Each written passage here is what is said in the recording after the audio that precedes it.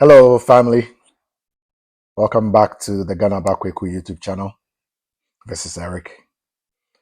Today, I want to follow up on my most recent video about artisans in Ghana and their let's just say unique approach to professionalism and lack of attention to detail for most of them. Some of you suggested, in the comment section that using a construction company solves this problem, but is it really? Let's talk about it. Whether you hire a construction company or source artisans directly, like some of us do, you're often dealing with the same pool of workers.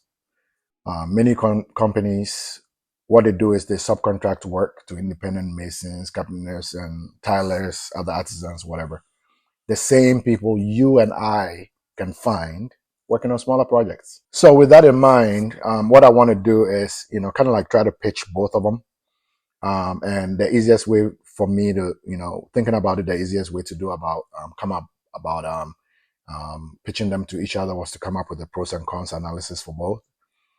So, here are, what I came up with. And let's break it down first with the pros for construction companies.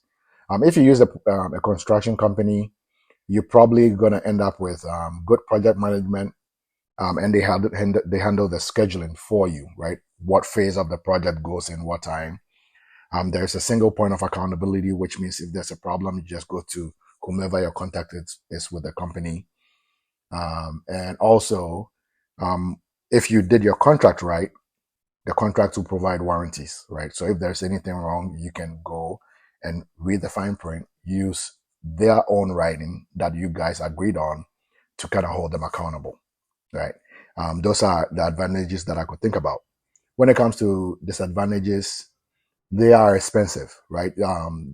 Cost for using a company is higher, mainly due to the fact that they have more overhead, right? And because of their overhead, which they end up passing down to the end user or the end customer, their costs are way higher than if you were to go ahead and hire your own foreman and artisans. The other con is, or the other disadvantage is that really just because you went through a construction company doesn't guarantee superior quality, right? I've talked to plenty of people. I've seen it myself where companies have built estate buildings or, estate buildings. Let's just put it that way. Like mass produce estate buildings. And the quality is nothing to write home about. It will look good when you walk in the first time to buy it, but not after you get in there, you realize things are falling apart because there is no guarantee for superior quality. Why? Because they're doing it in mass. They're trying to produce quickly and put it on the market quickly. You end up, with what they do is, cutting corners, masking over quality, and then you end up living in a house that is not really that good. A final disadvantage that I can think about is that if you give the job to a company, a construction company, you are basically, forfeiting control to some extent, right? You don't control who they hire because you give the job to them and then they deliver who they get to hire so they can keep more of their money. It's as simple as that, right? Now, with that said, let's look at, if you do what people like me do, right? Hiring artisans yourself. Advantages of that include the cost, right? A lower cost. So basically, because you don't have to worry about overheads that you pay for a company, you end up you're spending more money on artisans' work. If you have a keen eye, you can have direct supervision of the project, which is what I recommend for anyone building in Ghana or building a quote unquote forever home anyway. If you're not part of the process, are you really part of the building? Why don't you just go buy a building that's already done, right? I want to be part. I should be able to look at every single step of my building process and have a story to tell, right, about that part of the process. And that is what I would encourage for everyone. And if you have direct supervision, then you'll be able to have, those memories. Also, Another disadvantage is that you have the flexibility of negotiating payments, right? So you can move things as quickly as you can, or as slowly as you need to, right? Because for some of us, we don't have the luxury of financial overflow that we can just throw to a company and say, hey, go and bill for me, right? The ability to flex what you can do when you can do it is one of the reasons why you see a lot of us using artisans ourselves directly. Now, to some of the disadvantages, because there are, it's more time consuming because you would have to be part of the project, which, for me, for example, means some sleepless nights or getting phone calls early and, at dawn for me because of the time difference. But I want to be part of the process, so I have to sacrifice. Another disadvantage is workmanship can be inconsistent, right? Because even if you are using a foreman and the foreman is good, he has to go into a pool of workers. And sometimes these workers, what they do is they will say, oh yeah, I'll come. But then if they get a job that will be basically more than what they would have gotten if they come to your site, they bail out on the foreman. So the foreman has to now wiggle quickly to find other people. So there can be some inconsistent workmanship, right? If you have a foreman that has a big pool of, artisans, then you can reduce this a little bit, right?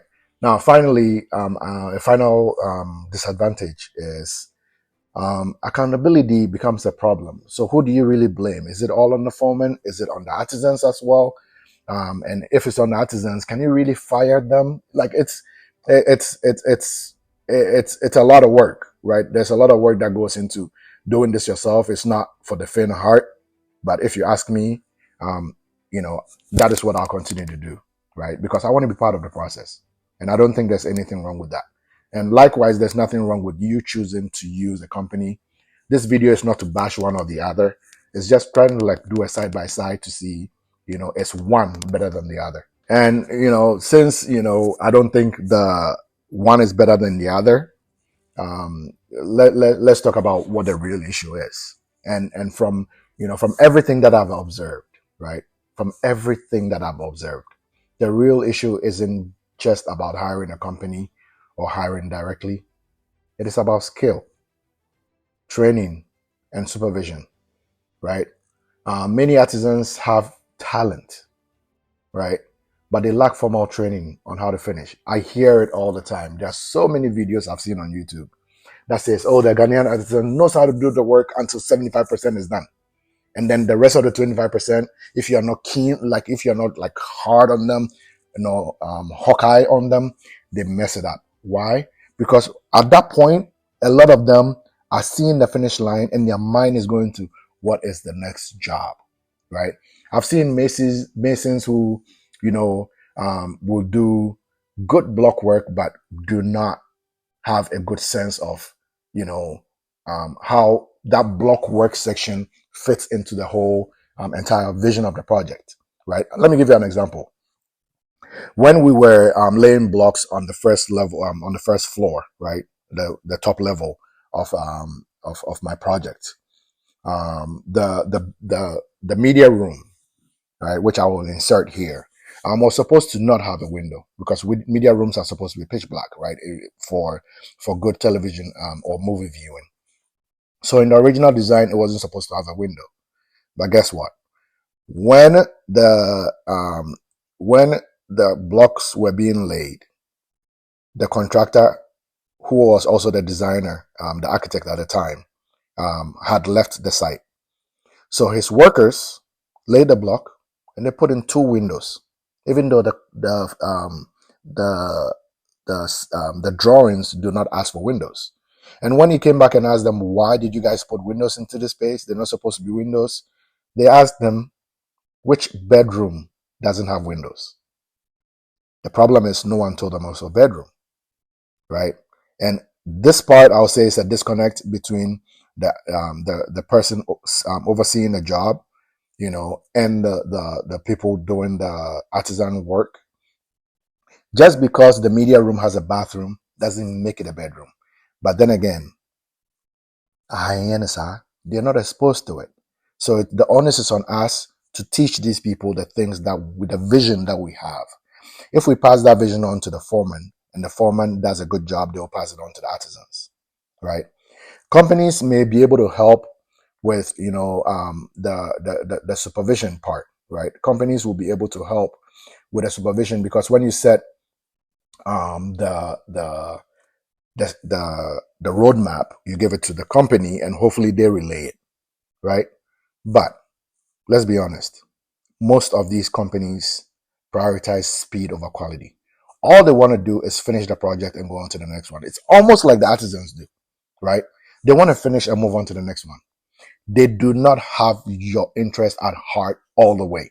No one, no one will have the same commitment you should have to your project than you, right? No one. If someone else has full autonomy over a project that you say is your future home, you might as well just go and buy a completed house. So, how do we get better results? I think it's simple. All you need to do is set clear expectations from day one. Does that mean mistakes won't happen? Absolutely not. Right? But at least when the mistakes happen from set expectations and you're part of the process, you can forgive yourself a little. Right? Show artisans examples of what you want.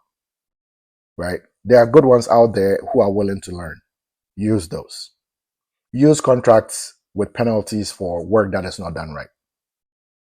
And then, most importantly, if artisans do good work, reward them, right?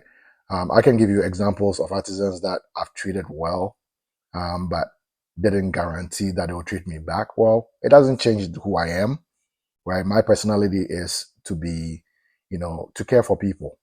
It's just who I am by nature. So I've normally gone beyond the work site with some people who I've worked with. And a few of them, have come back and rewarded me.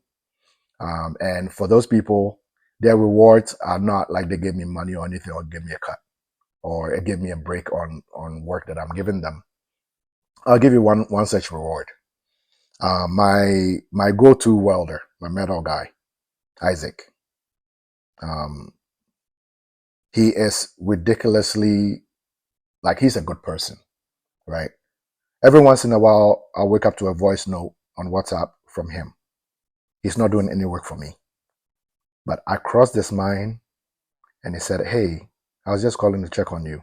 And you say a prayer for me." People like that, you keep close because they have good intentions, right? And those are the kind of people that I know have a good reputation that I can also refer to other people, right? Enough about artisans from my standpoint. But even if you hire a company, don't disappear. Don't just say, "Oh, I gave it to a company, so they will do the work." We see it all the time. Now in the news on on YouTube, you probably hear Sukasa, Sukasa, Sukasa, right? That is enough evidence that just because it's a company doesn't mean everything will be right. So even if you give the job to a company to do for you, a construction company to do for you, be part of the process. If you can go in person, visit the site often. If not, request or demand to be part of the project, like video calls. Just call, drop in calls whenever and be part of it, right? If you hire directly, you should be prepared to manage the artisans closely, right? Or hire a trusted foreman who you can go to, right? I can trust my foreman. The only thing that sometimes I wish could be done better is that we do a way, like just like I do with him, he passes it on to his people. Where before work is started, everything is like, okay, this is the vision, right? Instead of someone coming and thinking, "Oh, I'm coming to do by day." Your by day work should fit the entire vision of the project, right? And that is something that tends to be lacking in our buildings. All right. Thank you for listening to my viewpoint on this topic for this long. If you've made it all the way to this point, I appreciate you. Thank you. To conclude this, I'll say that at the end of the day, it really isn't a competition between building company, or an artisan that you hired, right? It's about who takes ownership of the project. Companies are convenient, but supervision is the key. On the other hand, artisans are cheaper, but supervision is key, right? What is your experience? Let's discuss them in the comments. Don't forget to like, share, and subscribe for more, videos like this, talk videos like this, on building in Ghana. If something that I've thought about, if any of you want to get on one of these streams where we can huddle and talk about our experiences and share battle wounds, let me know. Put it in the comment section, and I'll try and come up with something one of these days, so we can be able to come together as a collective, share some of the things that we've been able to overcome, so the next person who is building in tomorrow's Ghana will hopefully chance on these videos, learn from our mistakes, and not make the same mistakes that we made, right? Our mistakes should not be in a vacuum, right? Our mistakes should hopefully be lessons that we learn from, and hopefully, tomorrow's versions of us learn from and be appreciative of. This is Eric, aka Ghanaba Kwaku. I appreciate you guys for sticking around and watching the videos. See you in the next one. Goodbye.